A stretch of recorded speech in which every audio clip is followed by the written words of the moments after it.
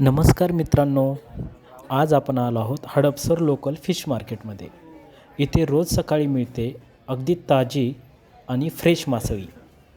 तर या ठिकाणी तुम्हाला वेगवेगळ्या प्रकारचे फिश भेटेल, जसे की सुरमई आहे, पापलेट, बांगडा, बोंबील, हळवा, रावस, मांदेली, कोळंबी, खेकडा, रोहू, कतला आणि वाम, सिंगाडा, चिंगरी यासारखी फिश तुम्हाला या ठिकाणी भेटून जाईल.